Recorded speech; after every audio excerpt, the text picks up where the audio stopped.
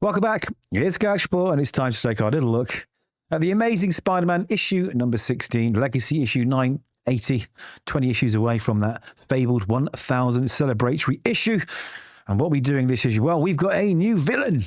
But do we have a decent story? That's what we're going to find out, because I'm going to go through it page by page, which means there will be spoilers. So read it first. If you don't want to spoil, like the video if you can, and please do hit subscribe. Now, first look, this just looks like Hush from Batman, doesn't it?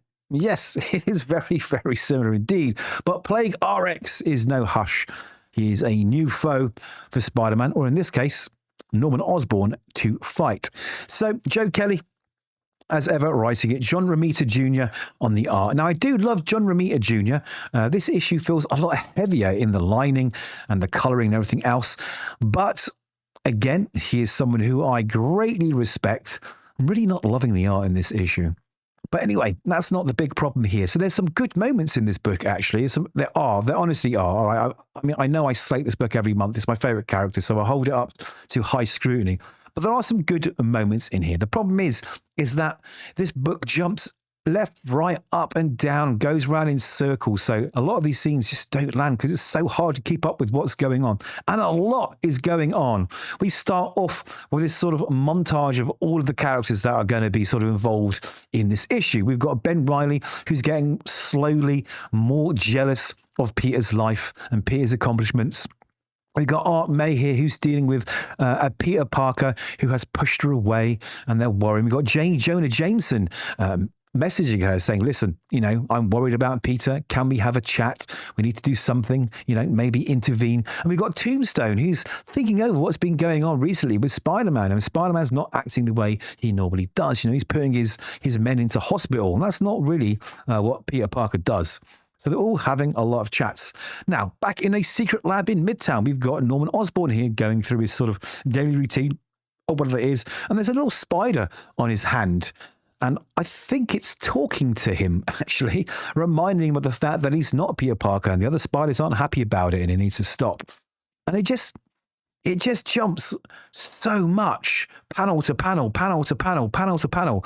It's so confusing here. But we've got these, like I say, these 3 or 4 storylines which are unraveling. And it goes on for a little while. So that's essentially what's happening here, okay, and what's going to be happening in the later part of the issue. Now, one of the key things here is that Norman is slowly realizing that he isn't Peter Parker. He can never be Peter Parker, or rather Spider-Man. And he's realizing that for all the good, that you do as Spider-Man, there's no real reward at the end of the day. It's a lot less reward than you would expect for someone doing so much good. Anyway, May mentions to this new love interest who's kind of forcing him his way into May's life, in my opinion. She says, listen, do you want to meet my 60-year-old stepson today? And you're thinking, who's this 6-year-old stepson? It's J. Jonah Jameson. That's because in a previous storyline, and this is true, she married JJJ Senior. Okay, so it was for some time basically J. Jonah Jameson, J. Jonah Jameson's basically stepmother. I know, you couldn't make it up.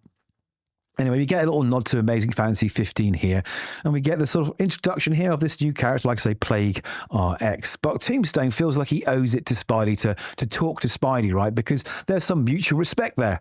Now, good old Norman Osborn, he's swinging through the city doing good as Spider-Man. And like I say, he's slowly realizing that, it's not really working out. People don't really know the sacrifices that you make as Spider-Man. And he's not really getting, I think, what he thought he would get from this. He's trying to protect Spider-Man. He's trying to do what Spider-Man does, but he just doesn't know Spider-Man. He doesn't know what Peter really would do at the end of it. And he feels like he's kind of winging it, let's just say. He doesn't really understand the full motivation of Peter Parker. He does know that Pete will, has to make all these crazy decisions of who to save and what to do and make great personal sacrifices to do them.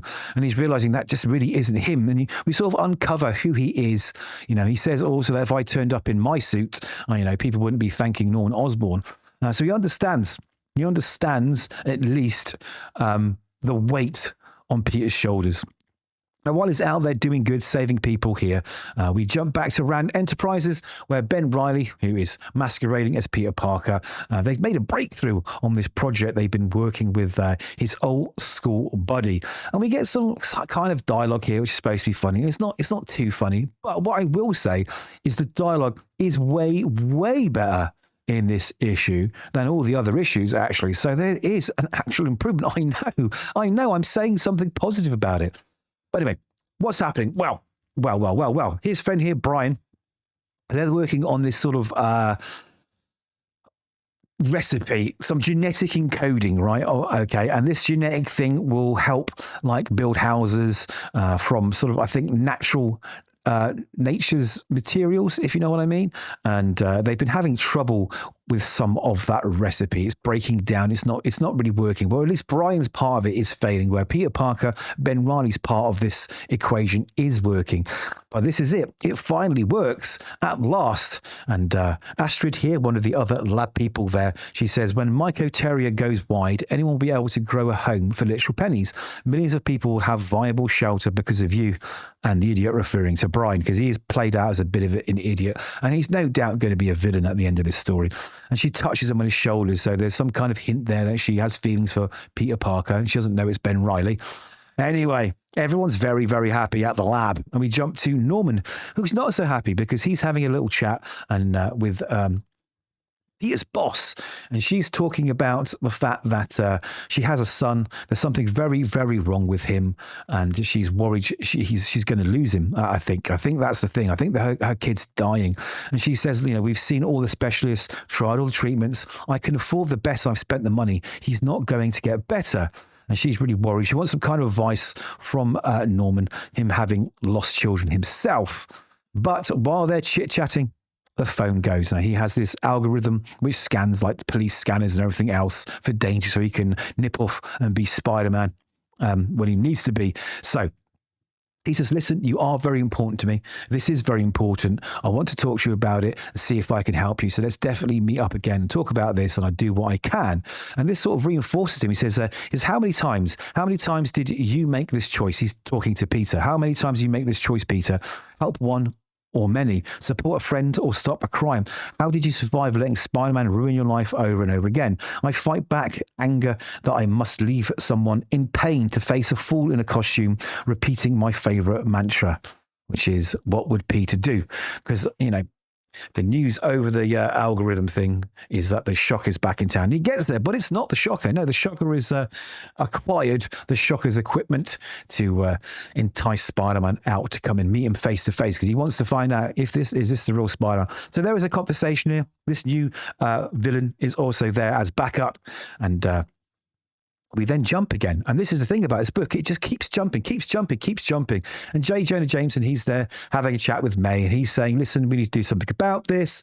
The really interfering bloke here that wants to be May's boyfriend I really don't like him. He really is one of those Dudley do-right, do-good and interfering, annoying people.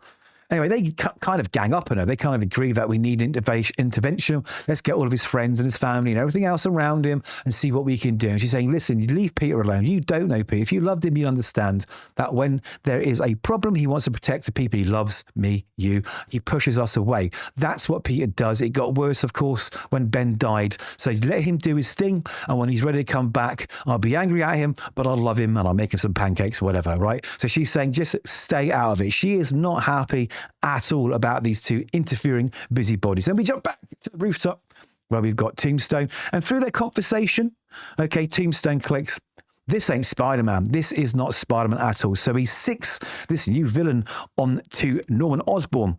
But Norman blocks the punch. However, this blood starts exploding out of him. And we find out that this guy's power is that it takes all of the pain from previous battles or whatever, and then amplifies it and sends it back into you, right? So it's quite a strong power. And he falls to the floor. Tombstone picks him up and starts trying to smash him in. But as he smashes the bracelet, it breaks Tombstone's bones, which is incredibly hard to do. It does not happen very often. And then Norman gives him a bit of a old 1-2, puts him down on the floor, and he's like, you think I'm afraid of pain? My world is pain. And Tombstine's, yeah, you ain't him. You ain't him. And then he sort of goes back into that kind of like, I need to do what Peter would do. And he says, like, you know, help him, please help him. And he speaks to Hush here, sorry, Plague RX, and says, get him some help. And then he swings off. He says, there's somewhere in a place I dare not look, something is laughing at me.